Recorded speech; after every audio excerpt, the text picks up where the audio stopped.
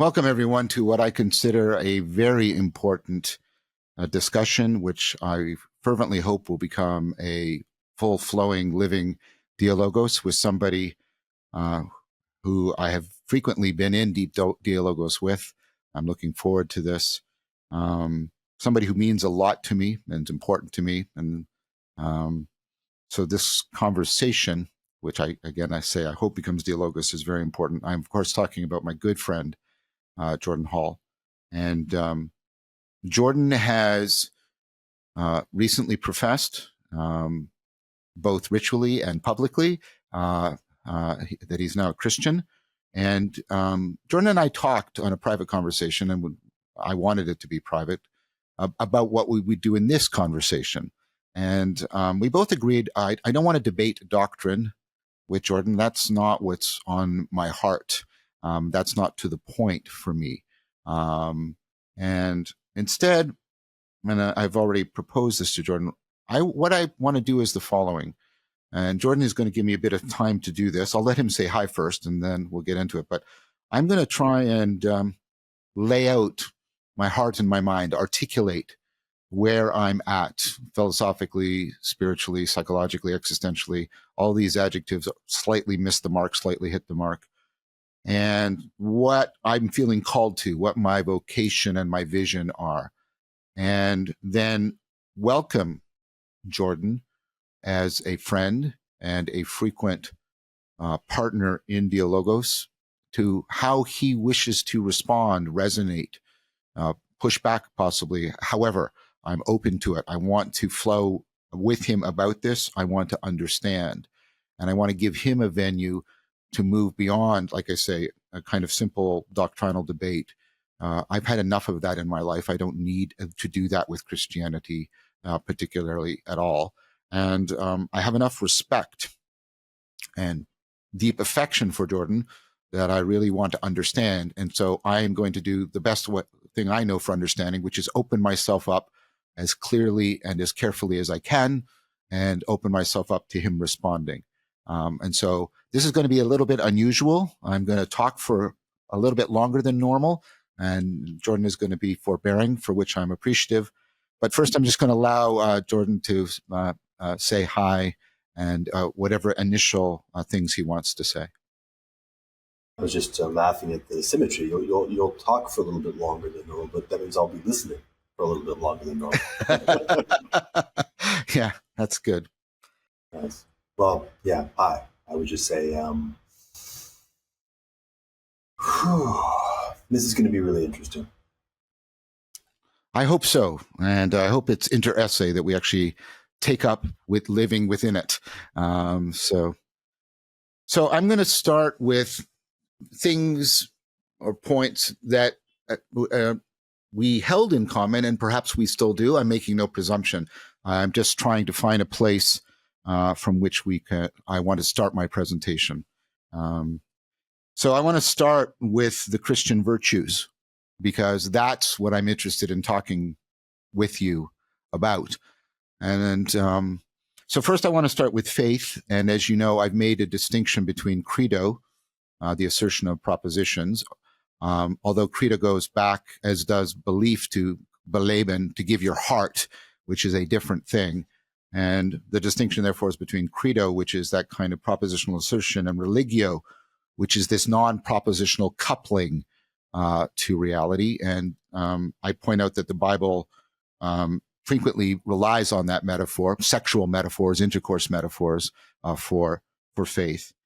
And you and I have talked about this as something more like a continuity of contact that is conducive to creativity, much like the faithfulness between two people in a spousal relationship.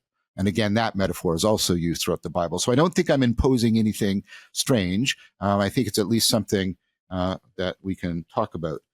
Now, I want to try and integrate that with some work I've been recently doing on the imaginal. And just to make sure that I'm not, again, imposing, I want to note that the New Testament, in a couple places, one I know for sure is in Hebrews, talks about Jesus as the image of the invisible God, where image there is not idol, but icon. And an icon is something you don't look at. It's something you look through, as any good Eastern Orthodox Christian will tell you.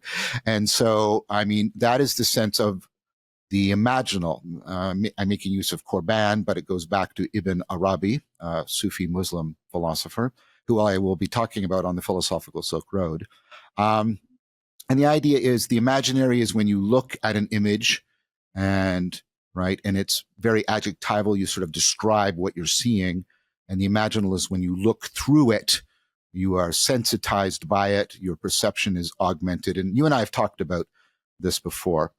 And this notion of imaginal faithfulness. And let me try and give you, everybody, a sense of this.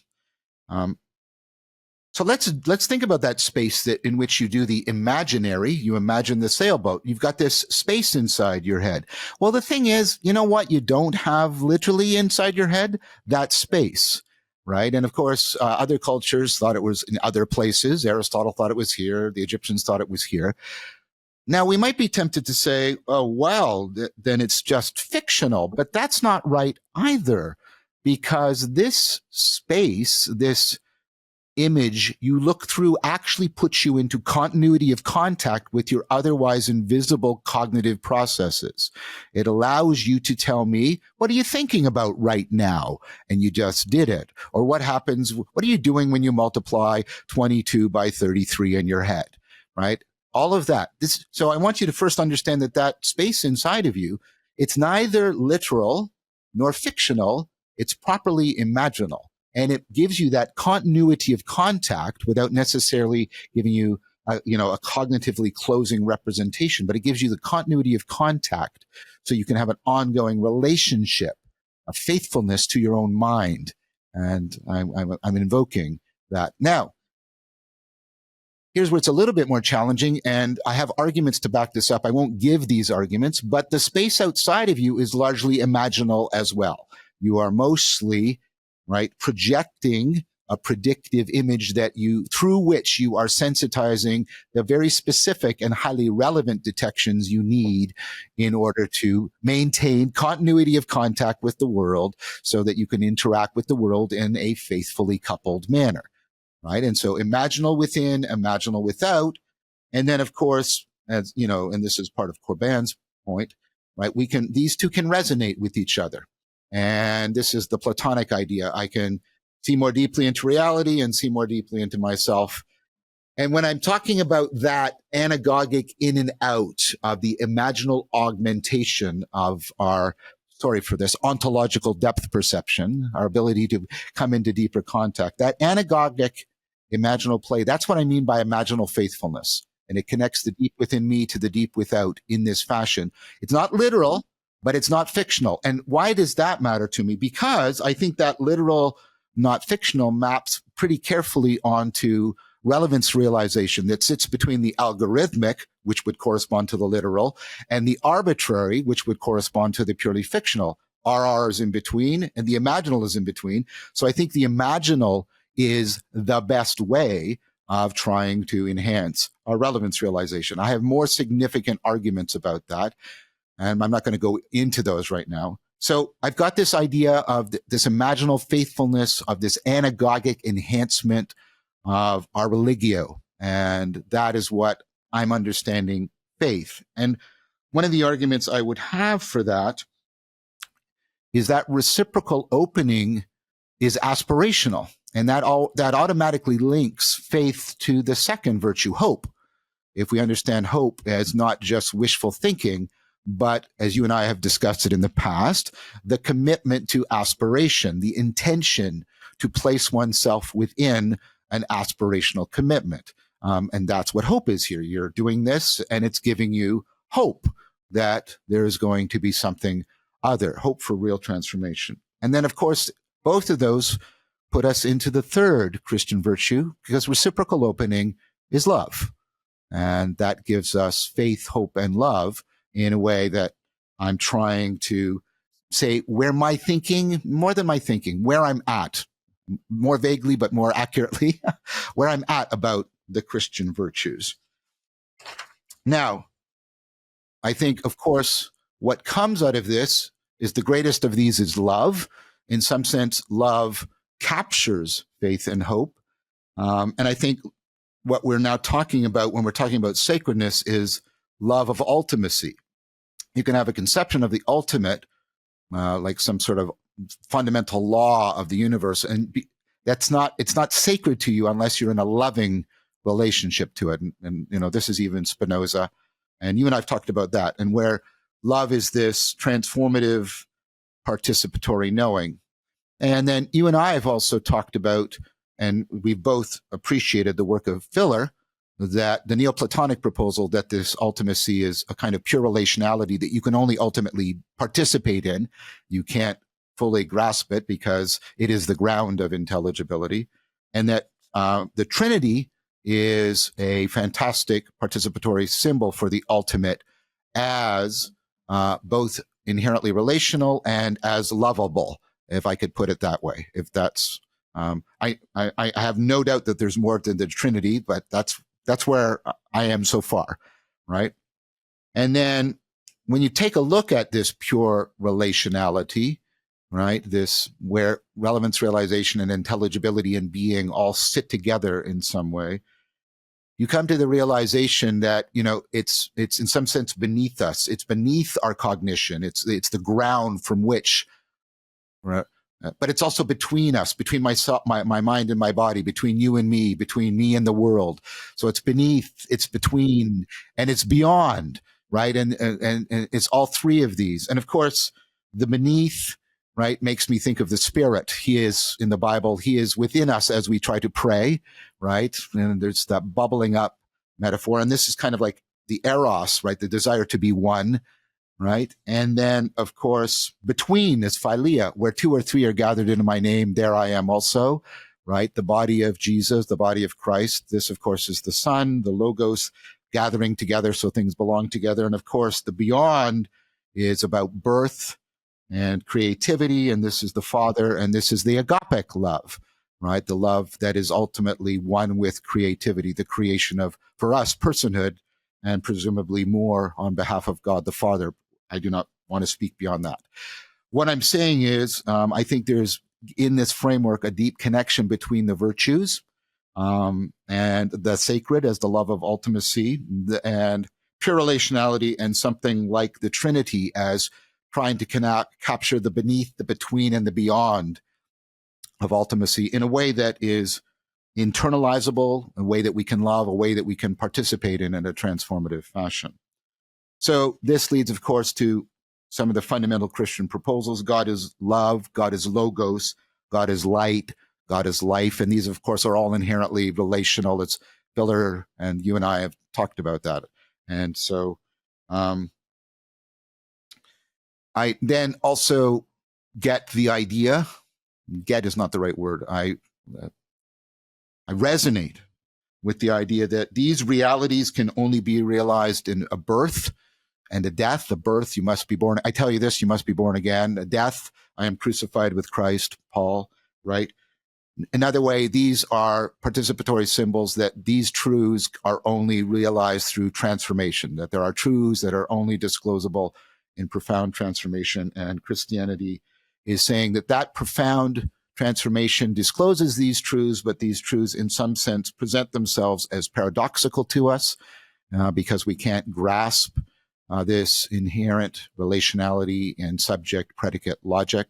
And there's just a ton around this from the Neoplatonic and the Christian tradition and the Zen tradition. So I'm going to think this has enough going for it. And we get to this sort of learned ignorance, which is a proper inhabiting of the fact that we are simultaneously finite and transcendent. We are finite beings capable of transcendence.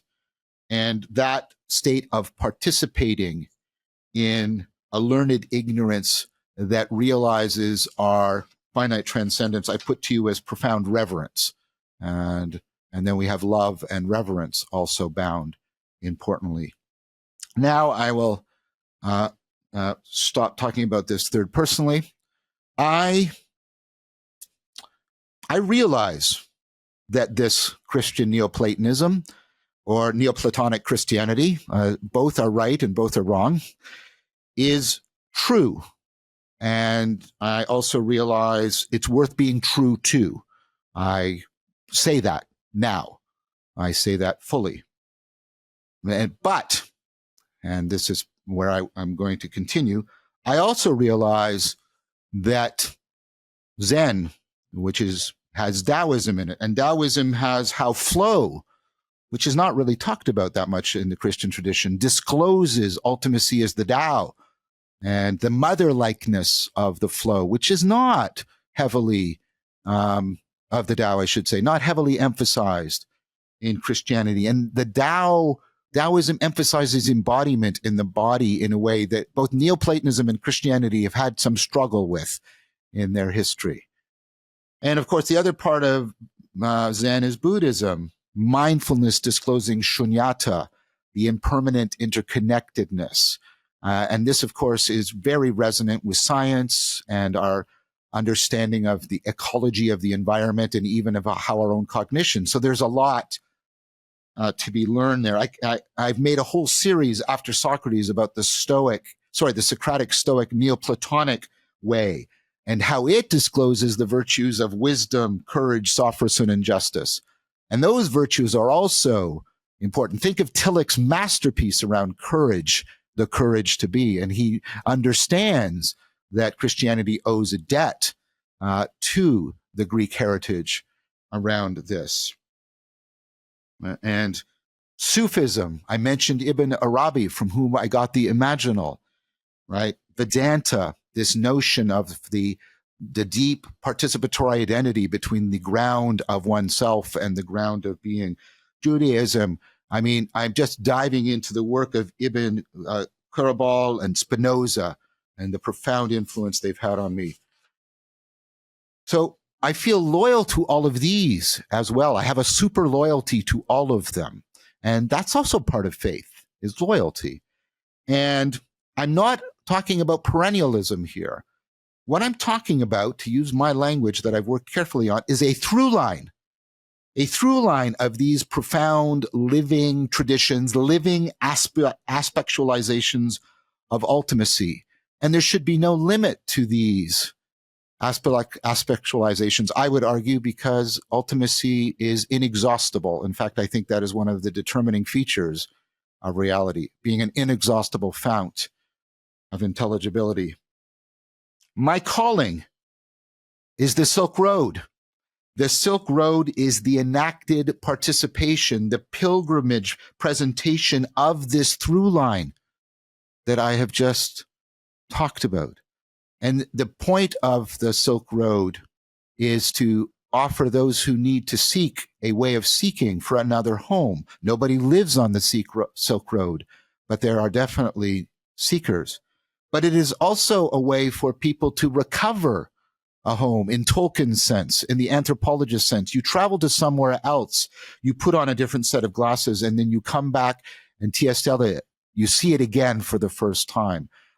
That is why I'm no longer talking about a religion that's not a religion. I am not trying to found a religion. And instead, I have now moved towards talking about the philosophical Silk Road. And this is what I feel most profoundly called to pilgrimage the through line and make it possible for other people. Why? I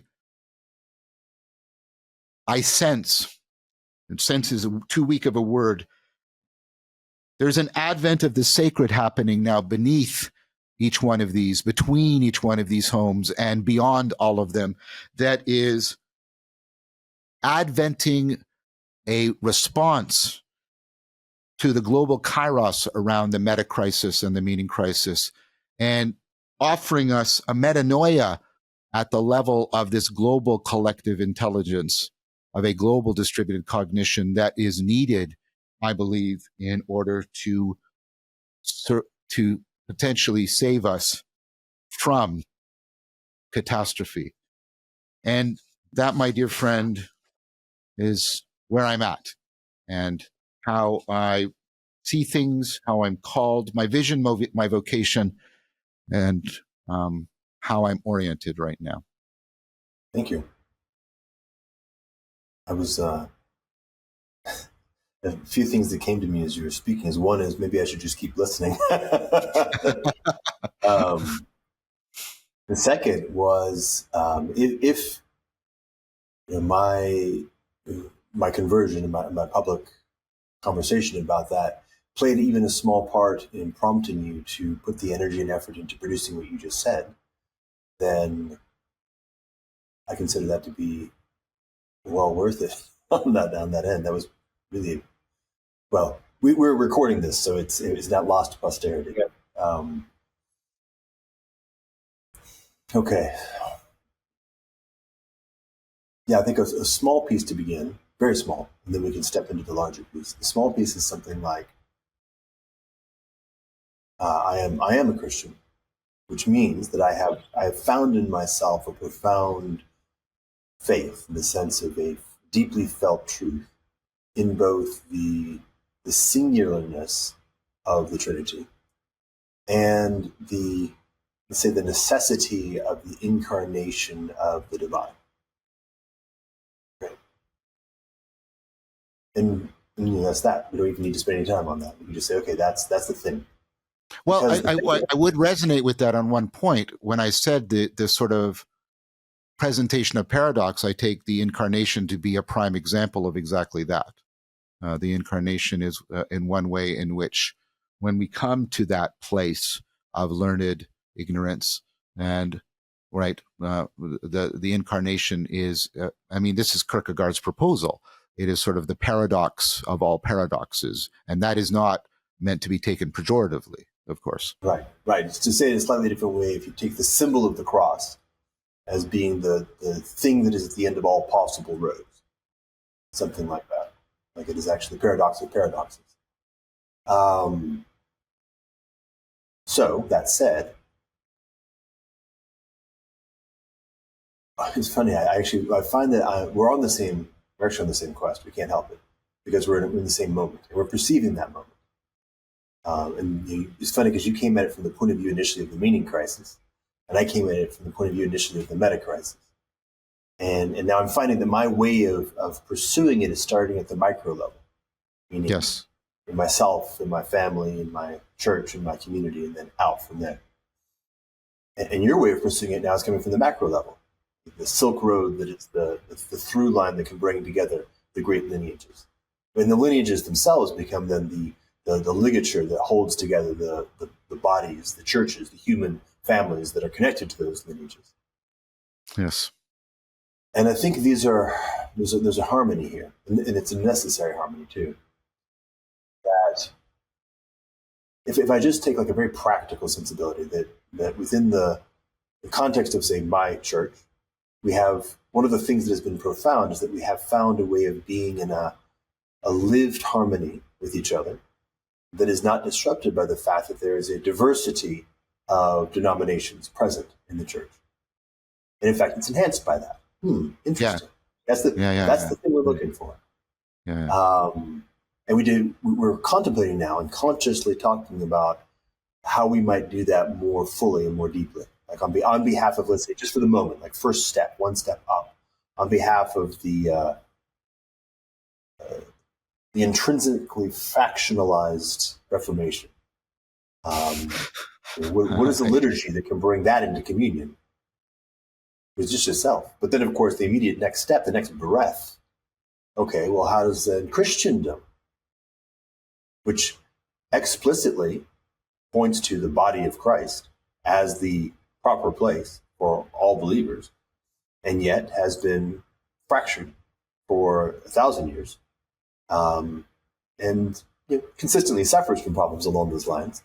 But right now is still deeply fractured, and even really beautifully good faith people find themselves dragged down into squabbles all the time. Okay, so what is the liturgy that actually enables a proper communion of the whole of Christendom? This is a necessity for me. Right? I'm not really in any meaningful way any particular denomination. It's too early in the day for me to even be able to say anything. And so I drink deeply of all the different variations, and I can feel tremendous beauty and potency in a variety, and notice some particular things that seem off for error. Now, that's way above my pay grade to say anything more than that's what it feels like to me. But the journey can't help but be that, just in myself, just to be able to maintain integrity, which is the first commitment I made on this journey, was personal, like deep integrity in self. I'm not going to be bullshitting myself. I'm going to be as self-honest and as outwardly honest as possible in the image of that inner and outer imaginal. And then, of course, in the context of the meta crisis, we now find ourselves at these the diversity of lineages that, let's call them religions for the moment, but indigenous lineages are certainly part of that weave.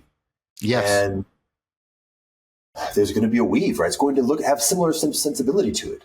The same thing that could bring Orthodoxy and Catholicism and Protestantism into a greater, higher communion, or the same thing that could bring the denominations of Protestantism, or the same thing that could bring the people in my church into communion. There's something about that is of necessity, and this is the point, of necessity. I'm drawn forth into it because I am certain, at the same level of faith that I have in Christianity at this point, that this is where we are as a human family. This is the moment we're in. And we can kind of slice that from the secular perspective. You remember the conversations we had in the context of the extended transcendent naturalism. Yes. Practical eschatology. Yes. The slack we've had as humans in being able to, I'll just have to say it because it's part of the common vernacular, to fuck around and find out. We don't have that slack anymore. We're running out of it rapidly. So we have to actually find some way of stepping into a level of deeply profound wisdom as an entire human community, which is well beyond anything we've seen so far in the past. Now, I can feel in the back of my mind deeply committed advocates of each of the distinct lineages saying, well, yeah, as you sit and perceive earnestly, clearly, and truthfully with body, mind, spirit, and soul, you will end up here with us because we're there. We're at that place. And of course, I can also weirdly enough sit with the secular critics and say, well, it seems like probabilistically unlikely or difficult to pick from the outside. And history has not played out thus far, so we've been playing this game for a while. So it's the same basic journey. Right? What is the through line that, if we take the virtues qua virtue and just live those virtues, and participate with complete commitment and as much of a commitment to integrity and honesty and humility as we can make, and supporting each other in that right now, and increasingly embodied a dialogos kicking out to communion with that reciprocal opening where you're sharing and your commitment to life and the things that you've delved into, the time you've spent on it, and the way that you've sharpened your own instrument, presses against me in a way that brings things into sharper focus and or slices things away that I couldn't have gotten to myself. So we sort of mutually begin to go in something like a reciprocally honing dance, right? The dance that in the dance actually builds the capacity to dance even more. And in this conversation, because we now live in a milieu, which for all of its weaknesses has the virtue of enabling effectively anybody who wants to listen and participate in some meaningful way, to participate in that dance as well. It's funny. If I go back and kind of think about the liturgy of my own life, I felt the calling of that mission at least as early as when I was 17. And I remember trying to figure out how to participate in it, at least as early as 17. I remember talking about it out loud myself, walking around in the woods.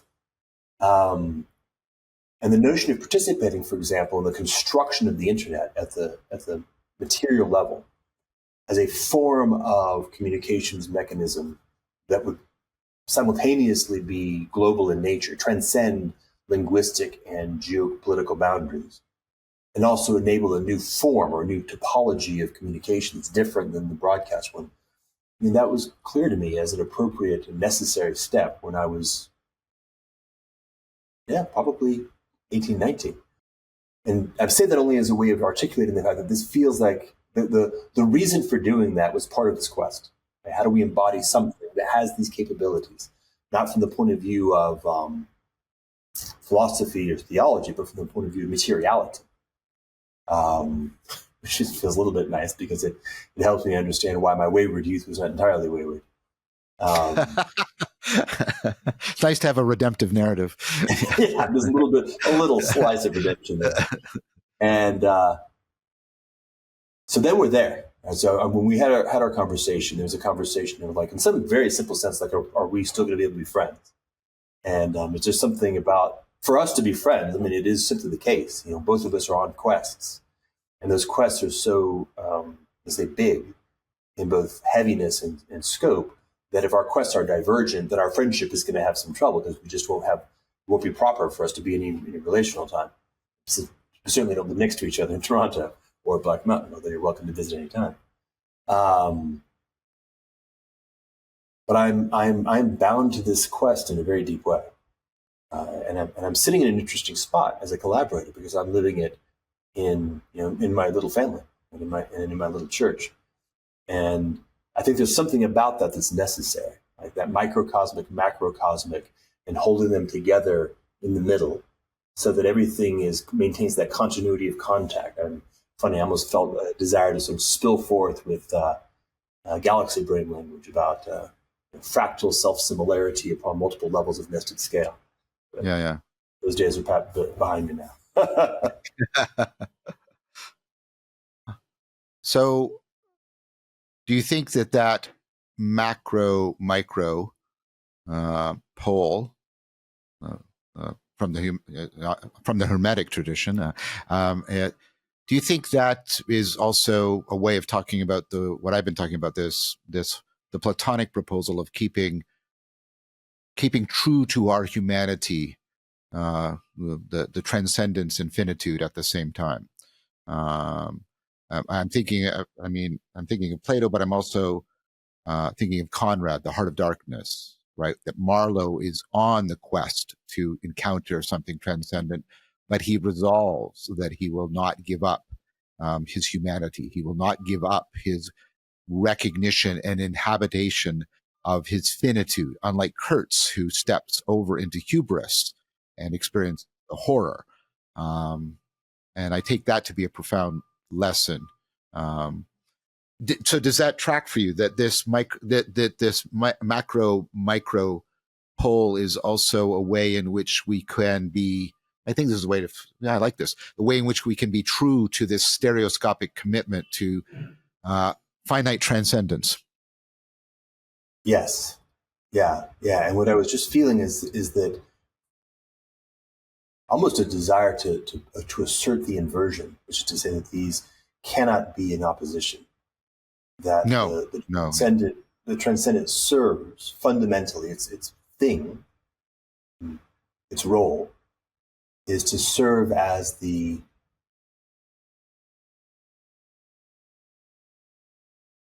structure, the binding agent, the liturgy keeps coming up for me as a word, but when I say that, what I mean is that which constrains and enables, that which orients and supports the humanity, right, the lived, so that it can grow.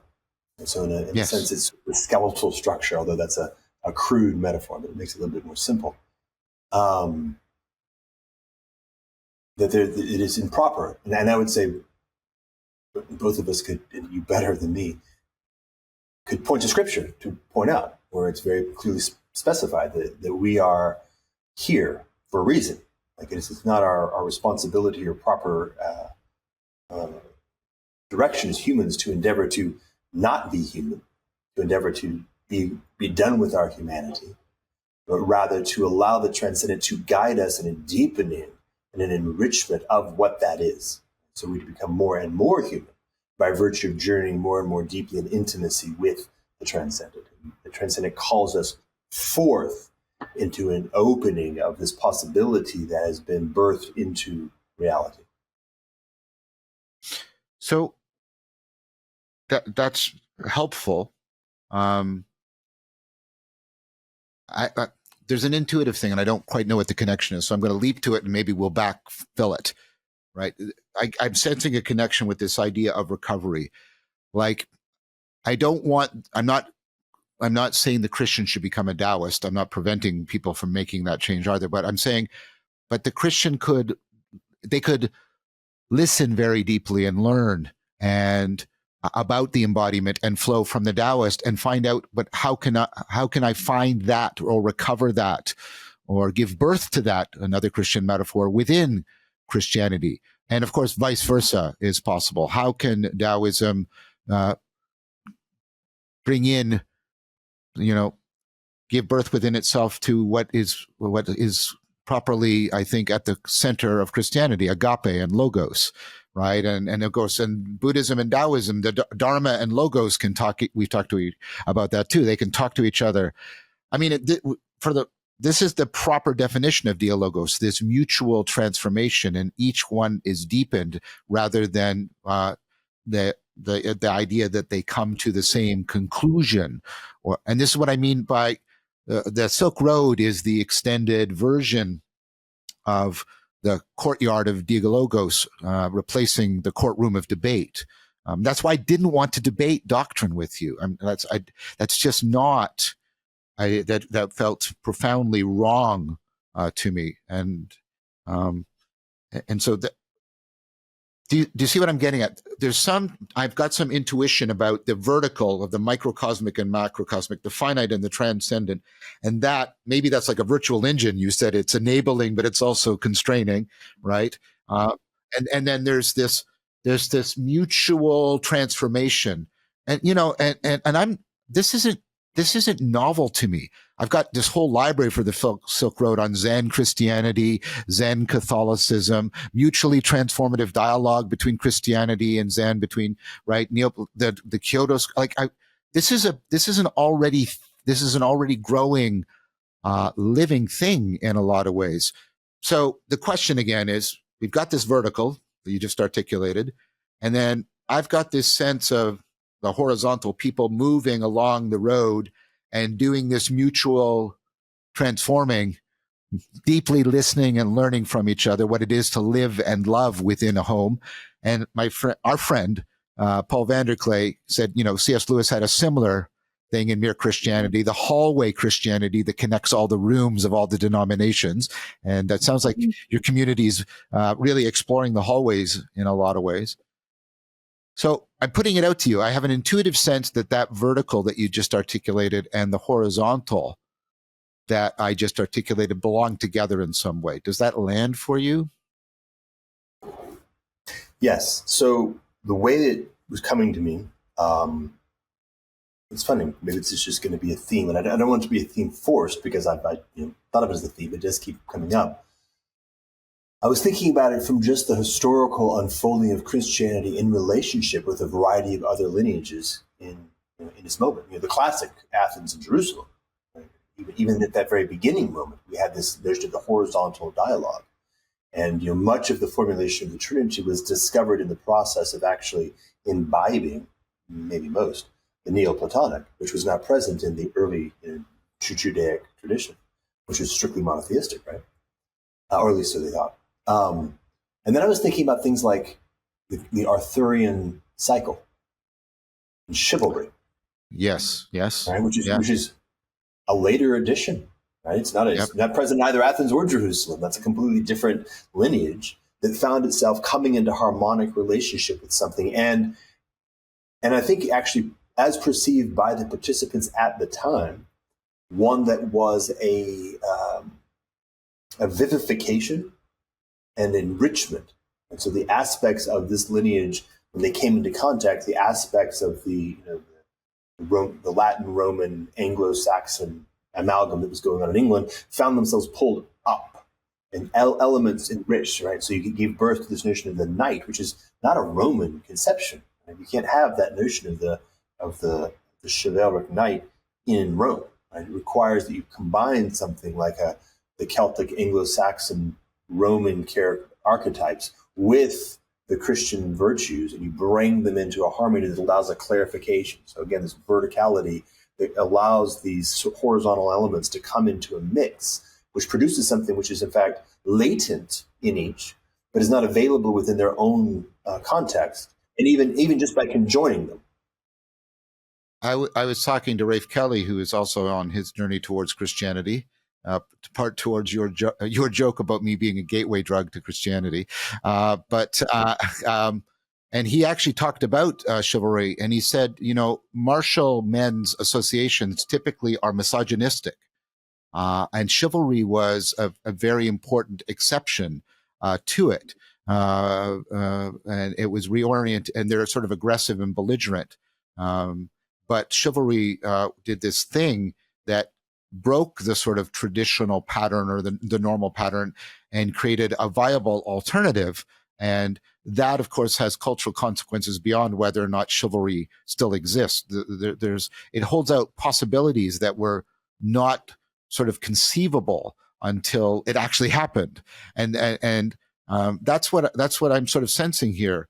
Margaret Bowden talks about personal and historical creativity. Personal creativity, 9-dot problem, is when you suddenly become capable of thinking something you couldn't think before. And then she says, but that also happens I'll use my language now, for the collective intelligence of distributed cognition, is when something becomes possible for it, something it could think that it couldn't think before. And chivalry does that, I think, in a profound way. And the thing about what you just said about the confrontation with Neoplatonism, I was reading an article on Ibn Gabirol by the amazing scholar Bernard McGinn, one of the great scholars of mysticism, especially Christian mysticism. That anthology on Christian mysticism is edited by McGinn, the famous anthology. And the essay began with a line that sort of warmed my heart. He said, "Philosophy is the first ecumenism because it makes people talk to each other and respect each other in ways they normally wouldn't do." And that's why I'm still calling this the philosophical Silk Road. And there's something there about there's a project. I don't like that word. It's not the right word. That's why I'm trying to get this, like this pilgrimage. One of the things that people have, many people have said is that I provided a conceptual vocabulary, a theoretical grammar. Of course, some people criticize me for that, the fancy Vervaeke words and all that sort of stuff. But like that's part of the enabling you're talking about. It makes possibilities that weren't possible before. And I don't know if this is in conflict with your Christianity. So I'll ask it. I think the possibilities of the sacred are inexhaustible, and I think there's more to come, and I properly think that. So I'm not claiming what it has to look like. I mean, this is the influence of Schellenberg on me and his evolutionary religion and his deep time perspective. His argument, which I'll go over in great detail elsewhere, but along the lines, the gist of it is ultimate reality. We maybe have had religion for 40,000 years, right? And we've only had what you could call organized religion for maybe 5,000 years. And is it that we've got ultimate reality locked down? Probably not, he says, and therefore we shouldn't be so. We should be much more careful about our beliefs, and towards my earlier argument, we should be much more expansive about the imaginal, because that will allow us to properly explore within and without in order to, I suppose, make ourselves vehicles for these new disclosures. Yeah. Make ourselves vehicles and instruments, both. It's something that's capable both of holding and expressing. And carrying. I am the life and the light, and I am the way. Not the destination, not the end of the journey, but the way. That's an interesting thing you just did there. Very Taoist. That's very cool. Keep going. In something of a simple sense, if we're talking about the relationship between the finite and the infinite, from the point of view of the finite, it is an unlimited by definition. There can't be. The definition of the infinite is that which is unlimited. And And so we are, in fact, talking about something like a journey in nature. Like the essence of it is a journey. We aren't ending anywhere. And we are becoming becoming one who is more capable of participating in the journey. And so I'm the way. I'm not just a model to be emulated that allows us to learn how to discipline ourselves into becoming instruments, into becoming vessels, to be filled with the Spirit. Right? We have both dimensions now. We have both that which pulls us forth towards the infinite. We have that which allows us to walks with us on the journey and allows us to learn more and more deeply how to become more and more the one that can go on the way. And then we have the Spirit that fills us and guides us and helps us have the movement towards. So I'm not sure it could be otherwise. I mean, there's like an artificial closure. And you talked about like a Scylla and Charybdis between the fictional and was it the literal at the top? Yes. Which is like the Scylla and Charybdis of the arbitrary and the algorithmic. Yes, the Scylla and Charybdis, the arbitrary and the algorithmic. And the notion of the literal, if we really think about its etymology, is that which is written down. So the ability to point to what is in the literature as being the final word. And this like closed, it's done. It's not alive anymore, though. Right? It's not a living thing. And if I'm the light, the light is not the end. The light is that which illuminates. It illuminates that to be perceived. And if I'm the life is not about death, right? The life overcomes death. Death is defeated.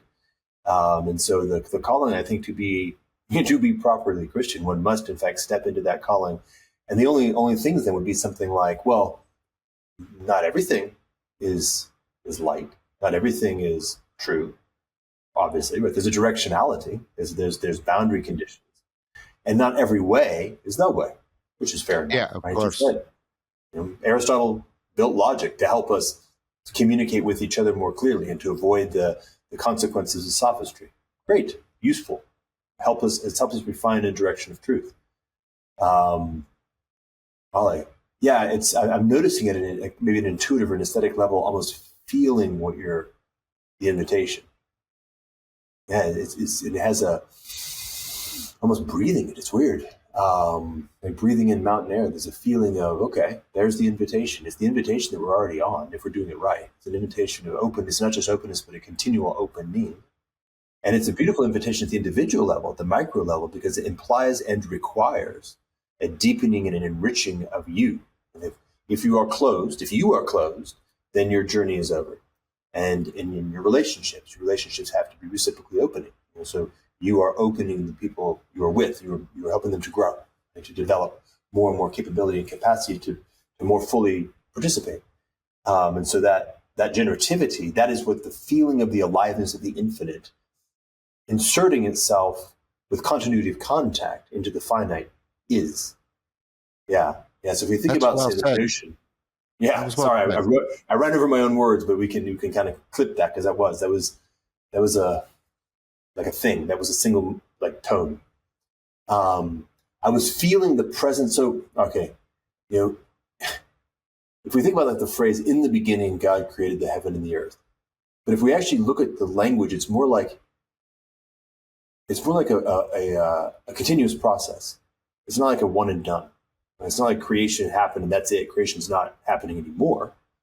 It's more like there's a point of creation. Creation exits or pours forth. That's right. Creation pours forth in overflowing love from the infinite into the unfolding of the finite. And when the finite is alive, meaning is connected, it is enriched, it has the life poured into it, it then grows and it unfolds, and it grows and unfolds in a particular way. Right? And so we're trying to figure out what that way is. And when we come into relationship, and this is exactly the right thing, right? Pure relationship. Let's just make it simple. Let's not even worry about like big picture things like Taoism. Let's just talk about like you and me, or let's say Rafe over there, Jonathan Pajot. Or, for me, like just the guy who lives on the corner over here. My experience of life is that if I enter into honest relationship with another human being, what I discover is that they have wisdom. They may not be 100% wisdom. In fact, that is almost never the case. No, not almost. That is never the case. But they're also not 0% wisdom. Again, I don't know about you, but I have this experience when I interact with even a very small child. They have wisdom, and I have something to learn from them, and hopefully I have something to share with them. And so if that's true at every level of every human, if in the quality of relationship, if the quality of your relationship is one of being shut down and not wanting to change and having a felt sense of, no, I've got it all, I'm sort of done. And any new thing that comes in, a deeper wisdom, is almost like a violation. I'd say that's actually not the way. But if the quality of relationship is deepening of relationship and listening for that wisdom and trusting that even if you're going to get it wrong, there's something that's holding you and supporting you to learn how to come into that relationship to pull forth that wisdom. Remember, all truth is God's truth. Then of course it has to build as you build up. Groups of people who are in their own proper communion, I should say, by the way.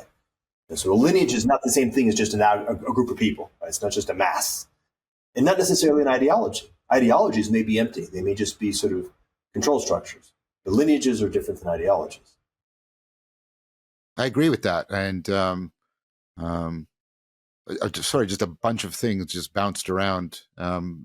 Biblical stuff. The New Testament, I think it's Paul describes Jesus as the pioneer of the faith in some ways. He uses a term that's translated by that. I don't know if that's. I just saw Dan McClellan, who's sort of my favorite YouTube biblical scholar, say, the Hebrew is something more like when God began creating the heavens and earth, something like that, not in the beginning, right? It's a different. It's actually not a good translation of the grammar of the Hebrew. I don't know. I trust him. He's went to school. I didn't learn Hebrew, so things like that. I'm. You said something. And sorry, I normally do a much more linear thing, but I'm being very sort of open and just letting things come out. You said that, I don't know if this is quite the right word, so I'm not claiming it's verbatim, but you said something along the lines of, I was lucky that I landed in this form of Christianity because there's many others I would have simply bounced from. Right. And it seems to me that has something to do with what we're talking about now, that there is this, if this doesn't strike you as insulting or sacrilegious, I think there's a spirit in you. You were on this quest since you were 17, and I sense there's some kind of continuity with your quest now that you're within Christianity. And I take it that there were forms of Christianity that would not have allowed this continuity and would have bounced you away. Is that fair to say? Yeah, I think so. I mean, I haven't. I bounced lightly in the past. I never really found myself in a place of really reaching and going deep. But let's say, there's maybe three. It's funny if you think about it, it's like the spirit from which. So if I were to encounter a church or person where the spirit of fear is very much at the bottom of where they're coming from, right? And their Christianity is a way of protecting themselves, or a spirit of anger, right? And their form of Christianity is a way of ultimately, again, also protecting themselves. And then the last one, I'm not quite sure where that spirit comes from, but it's almost,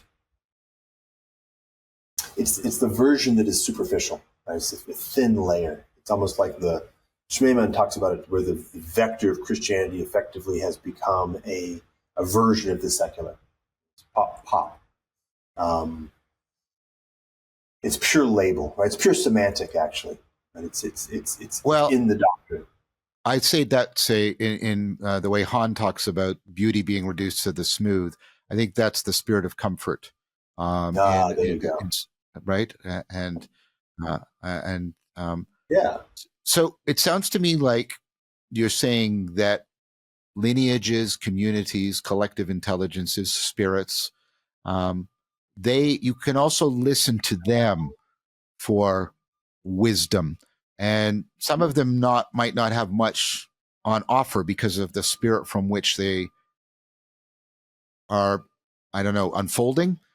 And others there's a lot of wisdom you sense because the spirit they're coming from. Did I get you right? Mm-hmm. And so, yeah, I think it's both directions, both below and above. okay, so say a little bit more about that first before I ask my next question then. Yes. From the point of view of emergence, the spirit that is motivating, or spirit that is coming from the individuals, from the multiplicity, and bringing them together. And then from the point of view of emanation, the spirit that is pulling them into communion. Yeah. Okay, granted. And I think that has to do with the way these distributed cognitions are not just synchronic and historical, they're also ontological, things like that. To give, for example, a simple concrete example, if we think about like the spirit of Mammon, the spirit of Mammon participates in a particular communion, which gathers together a multiplicity driven by greed and pulls them into a communion, which is ultimately dominated by the characteristics of Mammon. And I wouldn't want to learn from that. Well, I would want to learn the details, but I want to learn the details from a distance. Right. And it top downs, if I can turn that into a verb, insofar as it incentivizes a certain worldview that constrains people and constrains their agency in powerful ways. Okay, so good. Where I think I'm understanding you well. And I think this is all coming back around. So what was the spirit from that you sensed in the church that from which you did not bounce? Well, I had an aesthetic first person experience, which was that spirit of wholesomeness, the spirit of aliveness together with people in the ordinary characteristics of human life. Thank you for watching. This YouTube and podcast series is by the Vervaeke Foundation, which in addition to supporting my work, also offers courses, practices, workshops, and other projects dedicated to responding to the meaning crisis. If you would like to support this work, please consider joining our Patreon. You can find the link in the show notes. Okay, so now a distinction is here. I mean, it's alive for me right now. There's a distinction between wholesomeness and completeness, where we were both a few minutes ago rejecting the completeness way of understanding the sacred.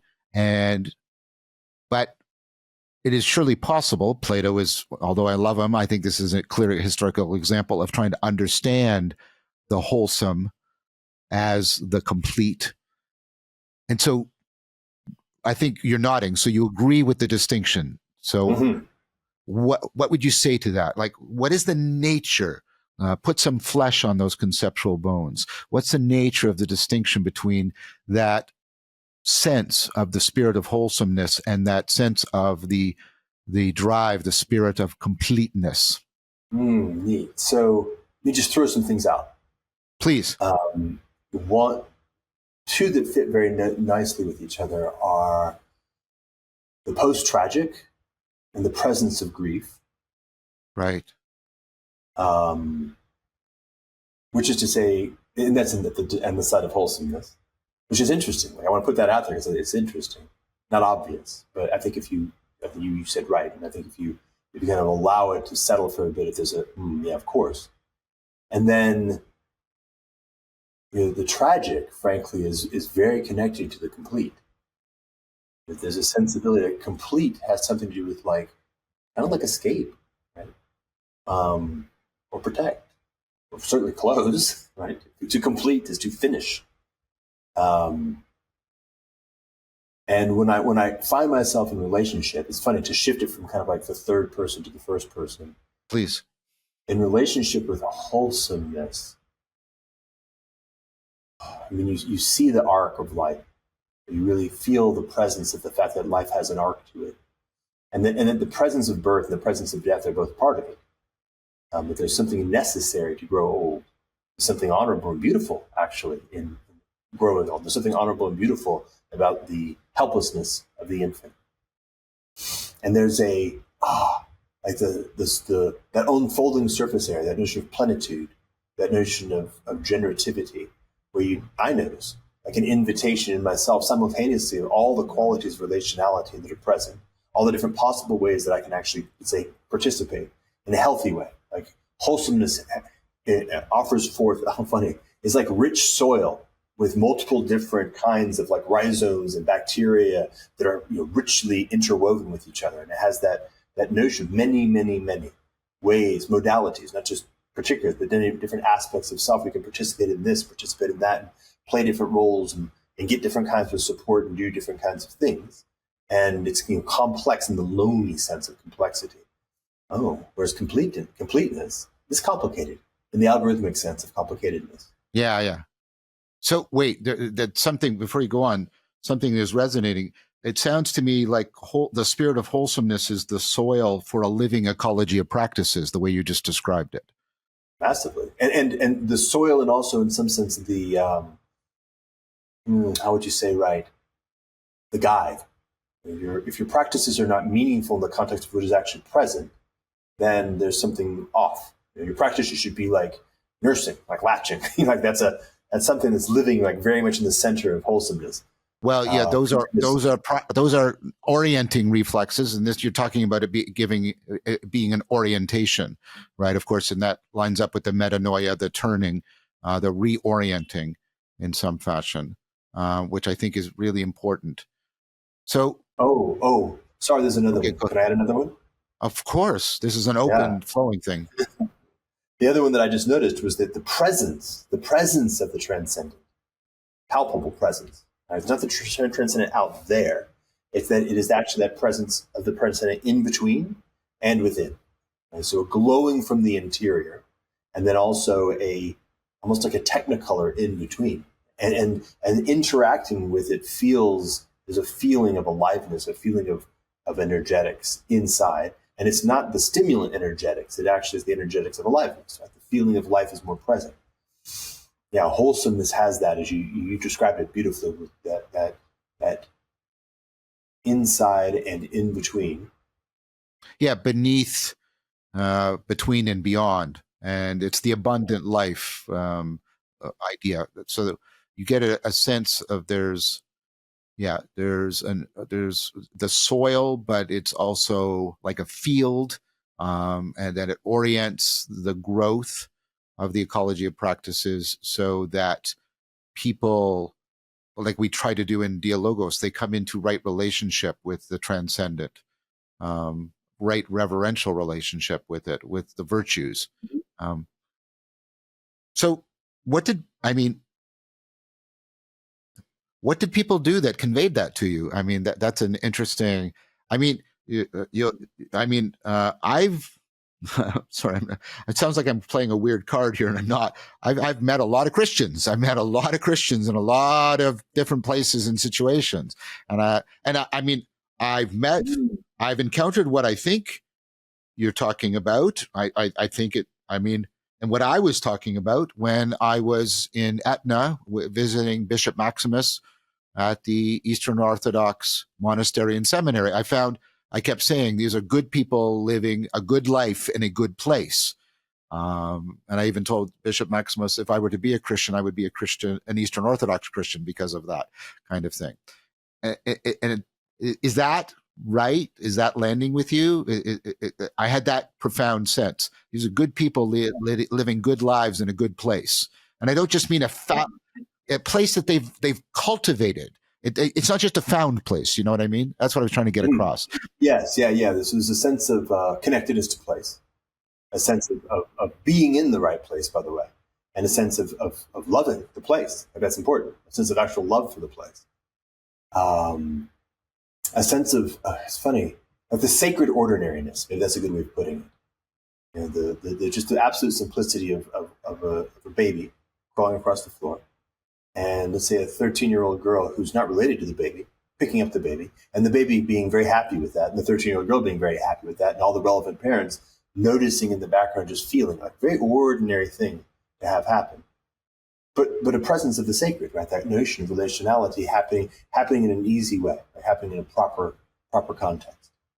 And then again, the kind of the scope of life, it's not narrow, it's broad. Presencing all the aspects from deep grief all the way up to tremendous joy. And then that last, which you say that orient to the beyond.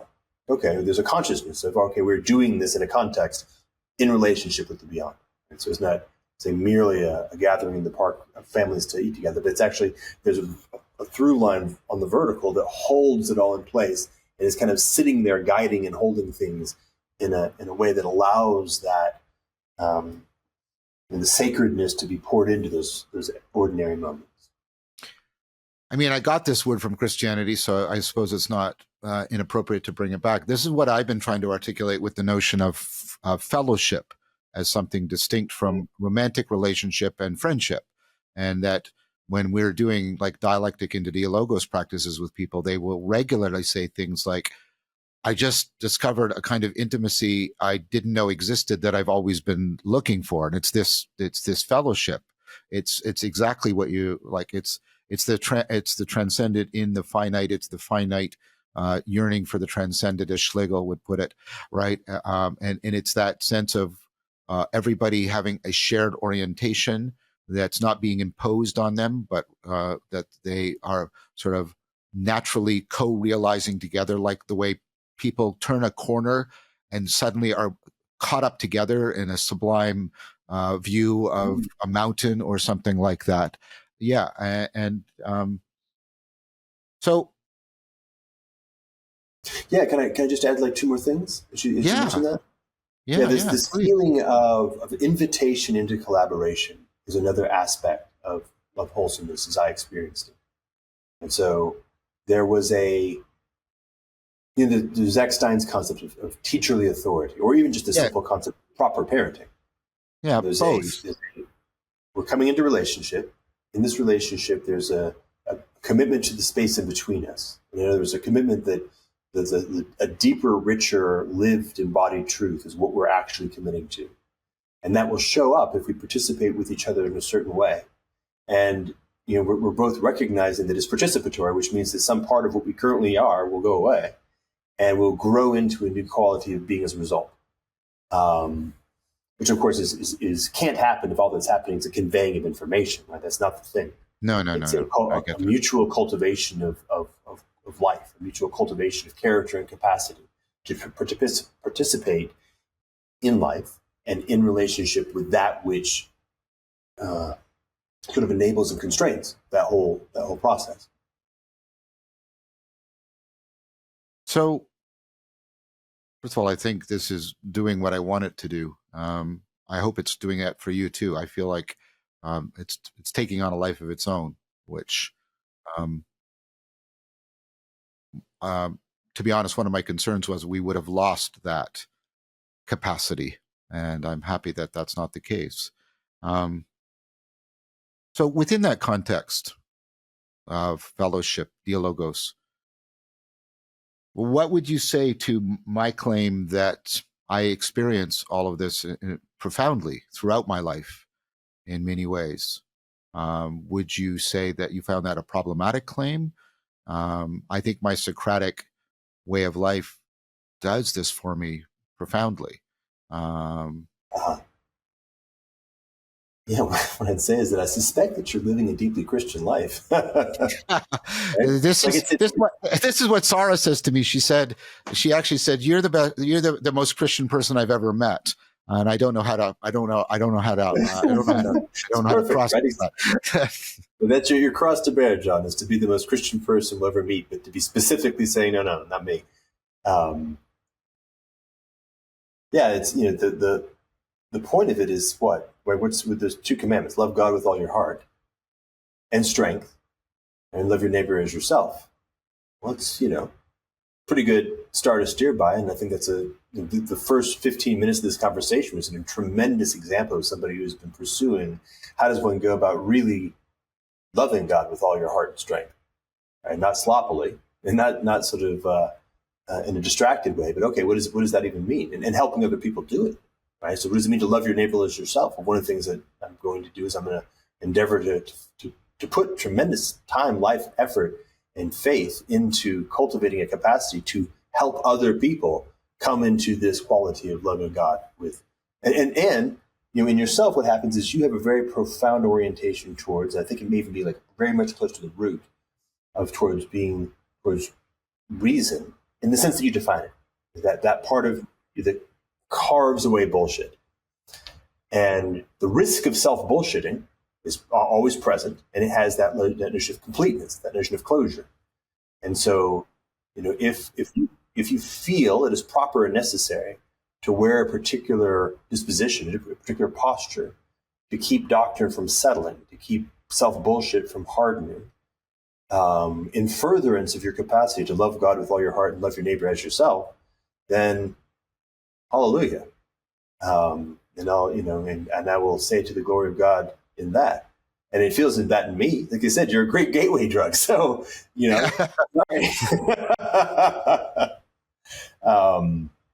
I don't think that your association with known apostates like Taoists and Buddhists is going to be a problem either, right? Because I have many people who I know who are deep in those lineages, and are beautiful souls themselves, and from whom I have learned deep stuff, and for whom I have deep care and love.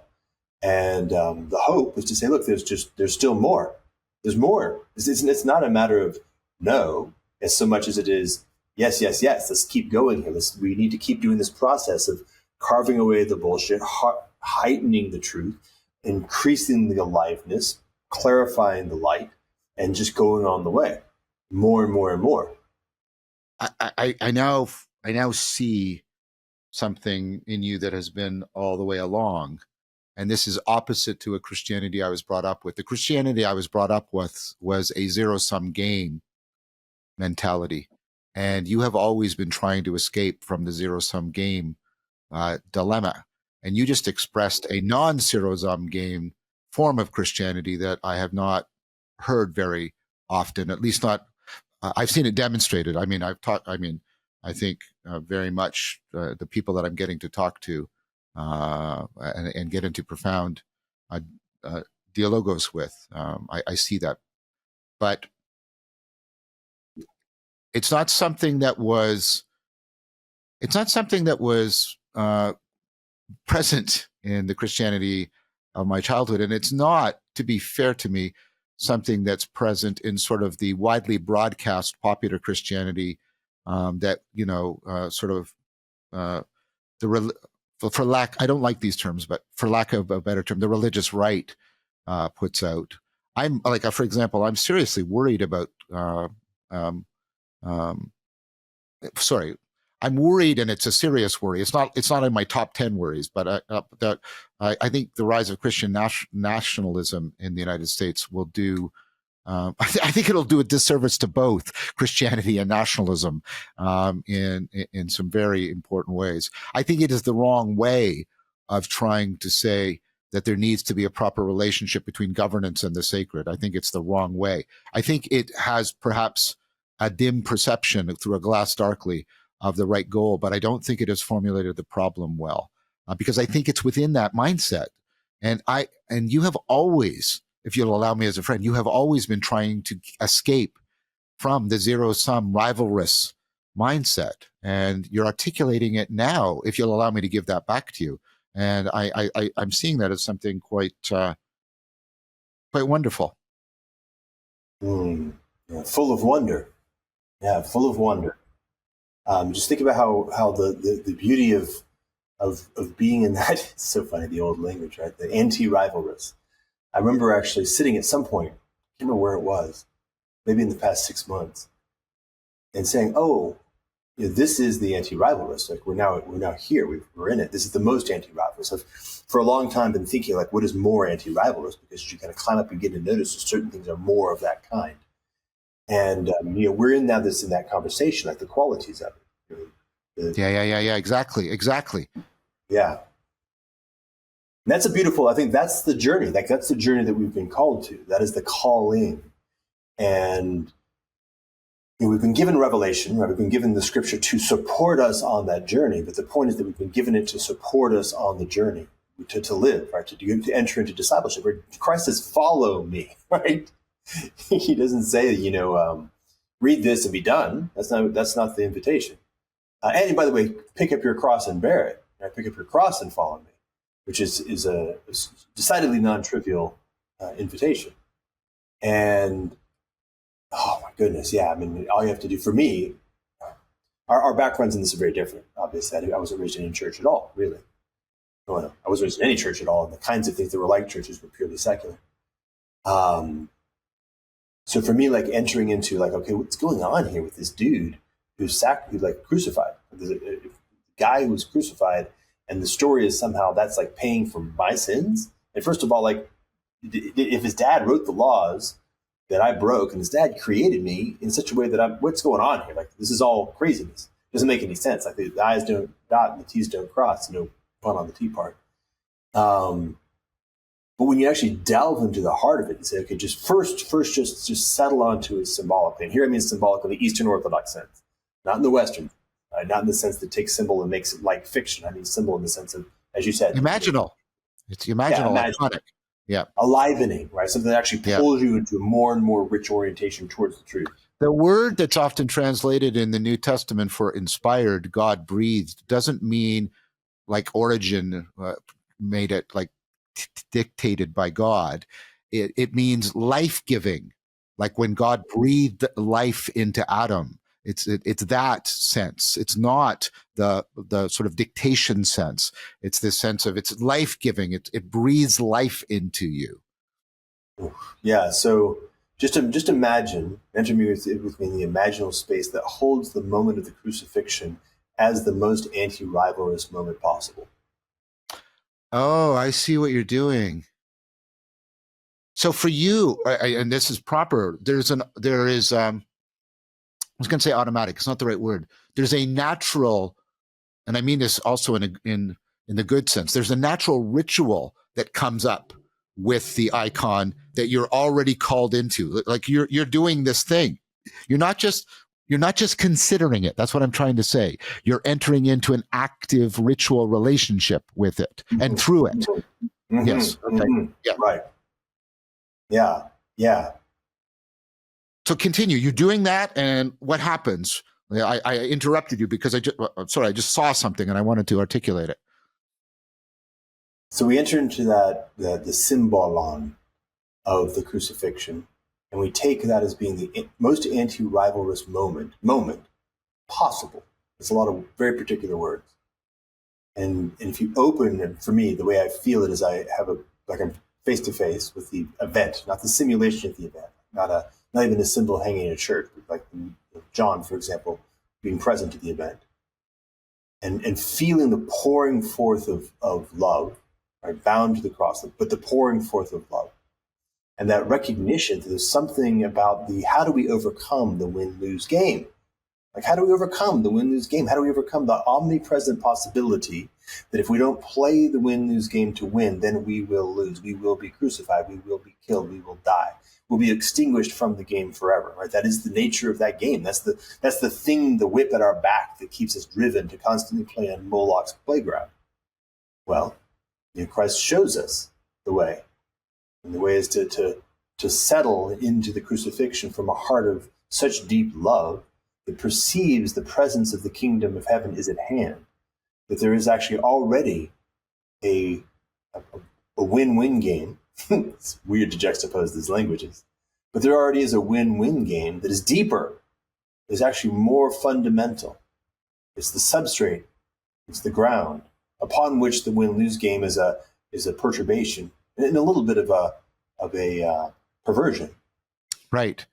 Well, I made the same argument to Daniel Schmachtenberger when Daniel and Ian McGilchrist and I were talking about that there's a way out. The symbolic, the way you described it, is the way out of the prisoner dilemma kind of machinery, and I think that is I think that's very, very well said. So it's this most anti-rivalrous moment.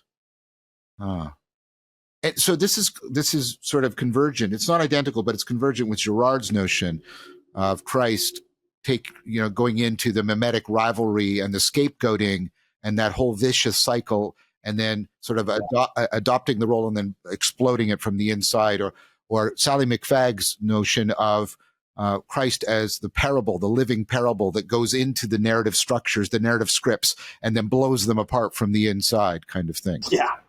Yes. Yeah. If you start taking that, you start running that across a variety of different dimensions, it kind of starts to sing, or even actually hum is the right sensibility. Like the humming of when you have multiple different tuning forks, when you hit one and they begin to hum with each other, that resonant frequency, entrainment, resonant frequency that needs to build. That explosive presence, the invitation to take up your cross and bear it, to step through the crucifixion. The human nature must, in fact, be voluntarily self-crucified, and human will must surrender itself into a sort of a divine coupling. That's the stepping from of the win-lose into the win-win.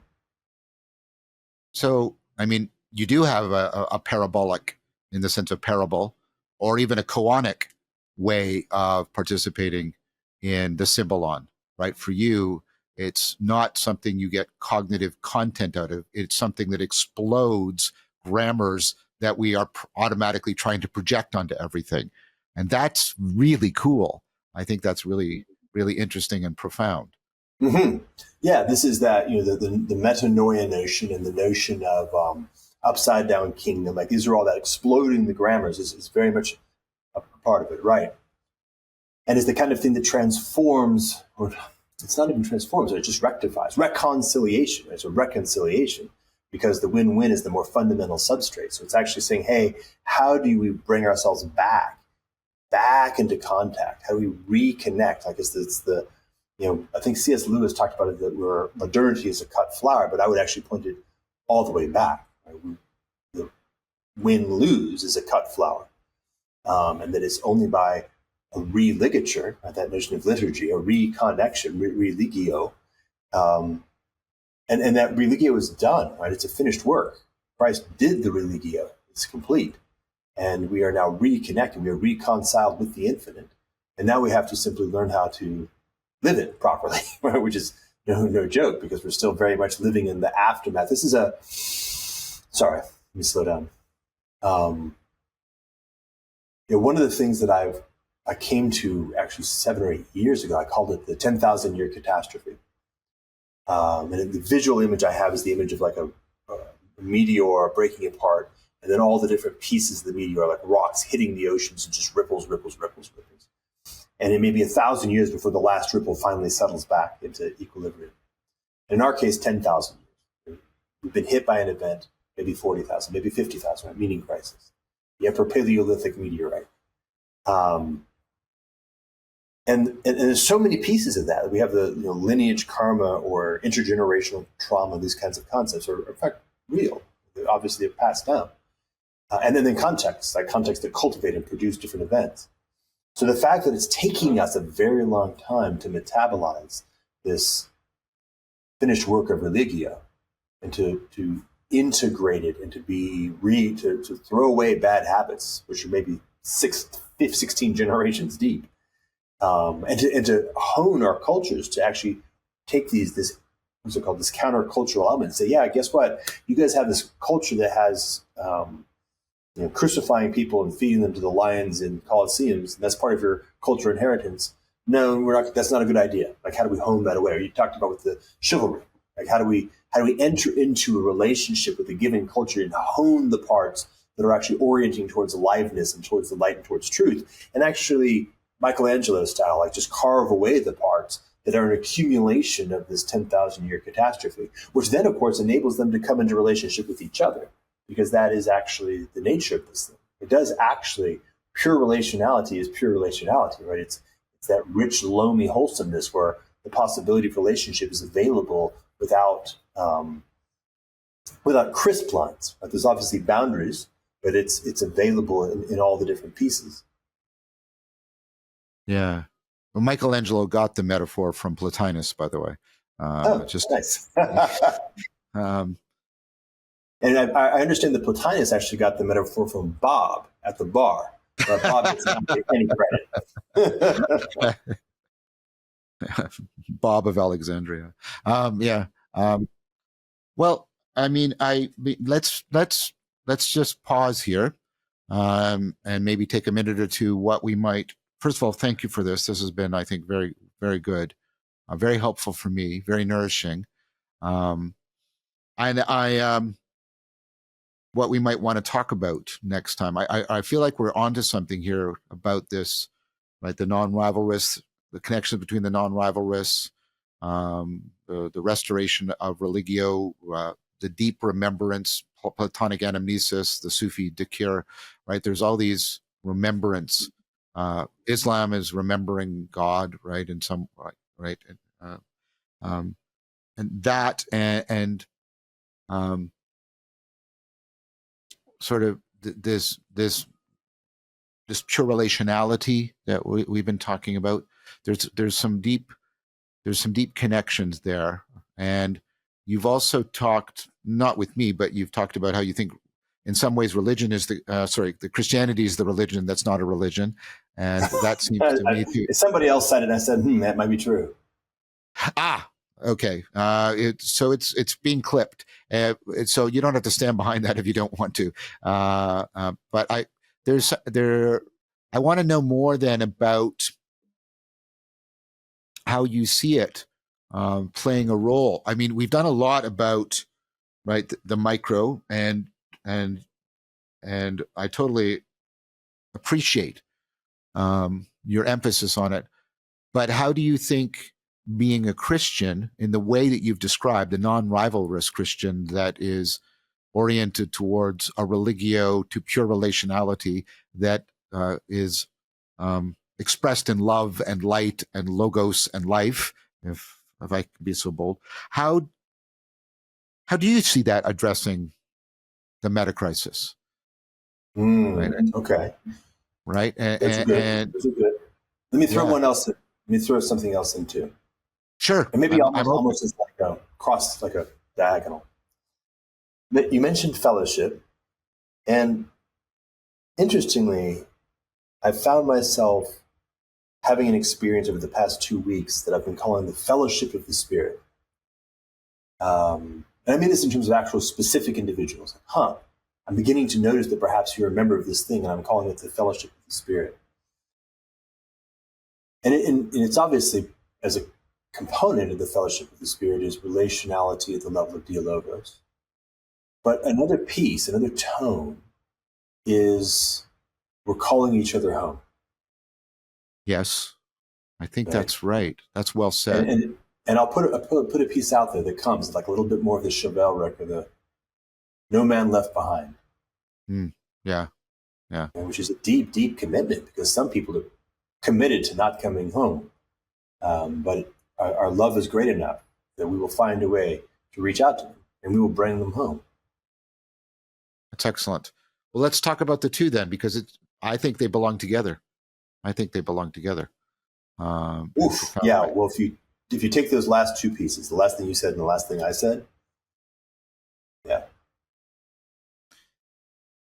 Okay, this has been great. This is a good pause point. That's all it is. First of all, as always, I'm going to give you, my friend, the last word. But before I do that, just thank you.